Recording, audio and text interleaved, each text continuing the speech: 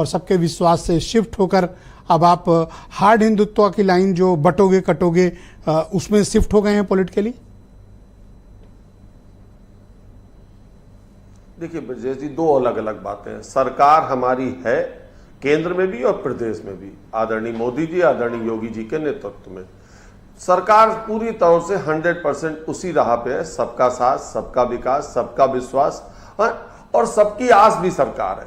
लेकिन जहां चुनाव की बात है, भारतीय जनता पार्टी हर व्यक्ति अपने कोर वोट के पास जाता है वोट मांगने कि हमें वोट दीजिए, हमारी बातों पर विश्वास करिए, हम आपके साथ हैं और हम आपको साथ लेकर आप सरकार बना सकते हैं। तो हमारा उसमें क्या कहना है? उसमें हम जा रहे हैं, अपनी बात लोगों के बीच में कह रहे हैं, जो हमारे साथ हैं वो हमें वोट देंगे। सरकार, ये उपचुनाव खैर सरकार नहीं बना रहे उत्तर प्रदेश में, सरकार हमारी बहुमत से है, लेकिन जहां सरकार है वो 100% लोगों की सरकार है, सबके विकास के लिए काम करेगी, सबके विश्वास पे काम करेगी। जहां हमें वोट मांगना है, सबको पता है कि हमारा आधार वोट बैंक कहां है, कौन किसको, कौन। मैं चाहता हूं कि थोड़ी आप और क्लैरिटी दें कि आपका आधार वोट या आपका कोर वोट कौन है? जानती है कि हमें कहां जाना है।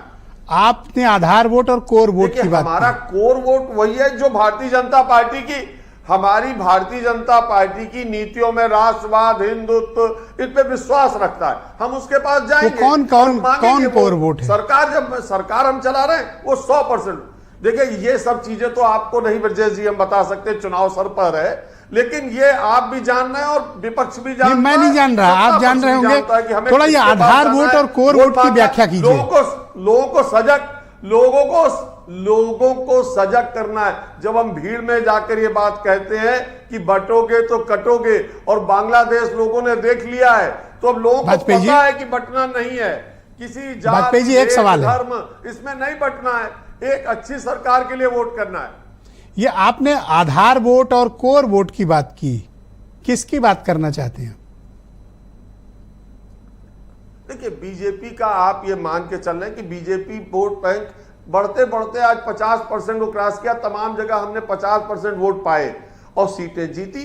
बीच में एक भ्रम की स्थिति केंद्रित की लोगों ने कि संविधान बदल जाएगा, आरक्षण बदल जाएगा।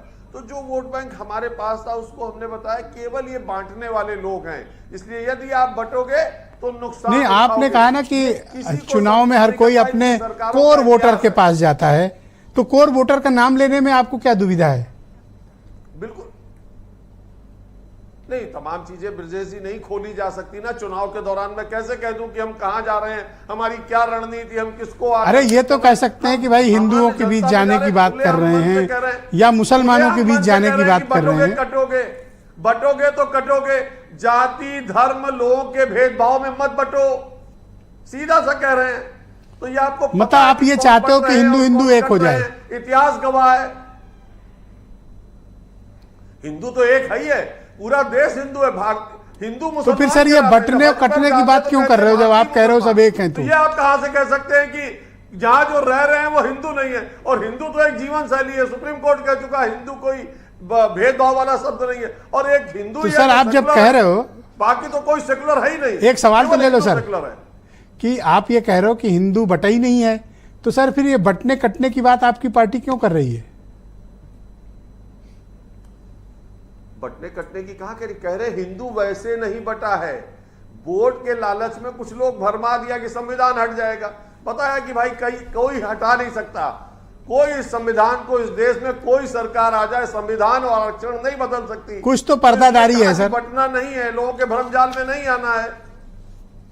क्या चीज? कुछ तो पर्दादारी आप कर रहे हो, कहना तो चाह रहे थे, लेकिन आप ऐन वक्त पर कुछ फिर आपको लग गया कि ये कहीं बात बिगड़ ना जाए।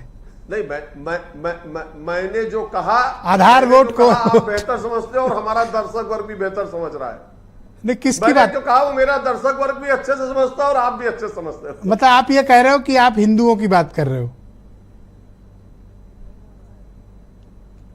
हमने कहा हम सरकार 100% लोगों की बात करते हैं, हर व्यक्ति का एक। तो फिर ये किसको कहना चाहते हो कि हमारा वाला समझ रहा होगा? ये वोट हमें मिल सर, न्यूरे ऊंट नहीं चराए जाते सर, आपको खुल कर आना पड़ेगा।